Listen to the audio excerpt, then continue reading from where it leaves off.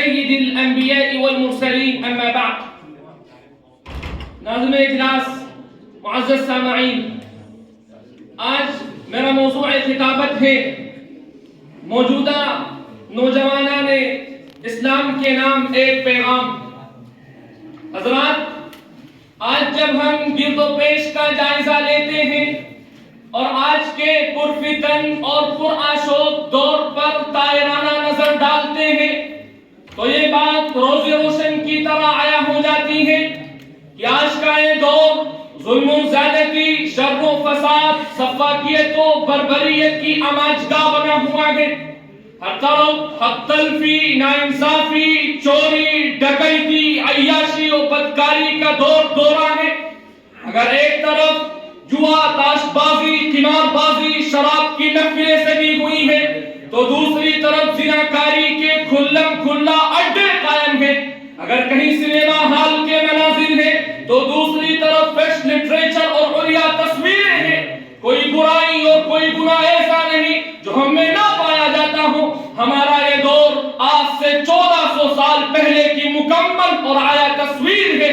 قرآن کریم کے الفاظ میں ہے ظہر الفساد فی البر والبحر بما کسبت ایدی الناس.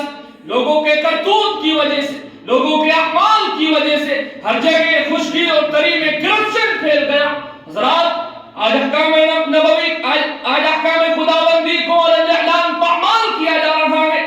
سنت نبوی پر ڈاکہ ڈالا جا رہا ہے. اسلامی تعلیمات کے ساتھ استہزاء اور تمسخر کیا جا رہا ہے. مساجد کو بلڈوز کیا جا رہا ہے. دکانوں کو خاکستر کیا جا رہا ہے. ہر ایسے دو برائیاں ہوں تو ان کو شمار کیا جائے. یہاں یہ حال ہے، ایک دو زخم نہیں، سارا بدن ہے چھلنی. درد بیچارہ پریشان ہے، کہاں سے اٹھے اس پرآشوب دور میں، جبکہ پوری دنیا برائیوں کے طوفان بلا خیز میں بڑھی چلی جا رہی ہے اور پوری دنیا اپنے مالک حقیقی سے موڑ کر ایک نامعلوم سمت کی طرف روا ہے. اور کوئی ایسا مرد مجاہد نظر نہیں آتا جو اس دنیا کی سسکتی بلکتی انسانیت کی انگلی پکڑ کر اسے منزل مقصود تک پہنچائے.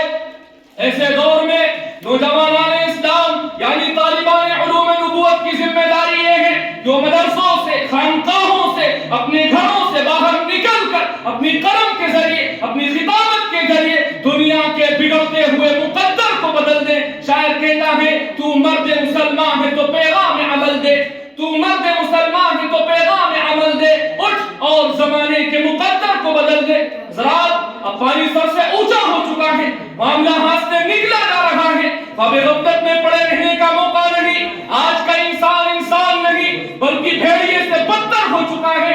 انسان کو اشرف المخلوقات بننے کے لیے بھیجا گیا تھا مگر وہ افضل المخلوقات ہو چکا ہے. اٹھو، اب زیادہ انتظار نہ کرو، ابھی موقع ہے. ہر فساد کو فلاح سے، ہر برائی کو اچھائی سے، ہر تاریکی کو نور سے بدل دو اور ثابت کر دو کہ ہم امت دعوت ہیں. ہمیں برپا ہی کیا گیا ہے لوگوں کی نفع رسانی کے لیے، دنیا میں سارے انقلاب برپا کرنے کے لیے اور شمع محمدی کو فروزہ کرنے کے لیے اور آپس میں محبت، یگانگت، اتحاد و اتفاق پیدا کرنے کے لیے. شاعر نے اسی کی ترجمانی کی ہے ایک ہو جائیں تو بن سکتے ہیں خورشید مبین، ایک ہو جائیں تو بن سکتے ہیں خورشید مبین، ورنہ ان بکھرے ہوئے تاروں سے کیا بات بنے. وآخر دعوانا الحمدللہ رب العالمین.